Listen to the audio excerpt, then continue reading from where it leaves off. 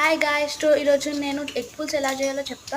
First మనం ఇందులో two table spoons of oil వేయాలి. ఇందులో ఉల్లిపాయలు కూడా వేయాలి. దాని తర్వాత మనము ఇందులో కొంచెం సాజీరా కూడా వేయాలి. దాని తర్వాత మంచిగా కలుపుకోవాలి. ఇప్పుడు మనం ఇట్లా కొంచెం సాజీరా తీసుకొని వేసేసినాక కోకోనట్ ఇట్లా కట్ చేసుకోవాలి. పీసెస్కి కట్ చేసుకొని ఎగ్స్ మనం బాయిల్ చేసుకొని పెట్టుకోవాలి రెడీగా. లాస్ట్లో వేయాలి మనం. ఇప్పుడు నేనైతే మొత్తం పొట్టు తీసి రెడీ పెట్టేసుకుంటా ఇట్లా. ఇప్పుడు కోకోనట్ ఇంకా గసాలు, నానబెట్టిన గసాలు ఇంకా కోకోనట్ని మంచిగా గ్రైండ్ చేయాలి. మధ్యలో వాటర్ వేసుకుంటూ మనం ఇట్లా మంచిగా గ్రైండ్ చేసుకున్నాక అల్లం పేస్ట్, కారం పొడి, ఇంకా ఉప్పు, పసుపు వేసి మంచిగా కలుపుకోవాలి. మనము ఇందులో అల్లం పేస్ట్ కూడా వేయాలి.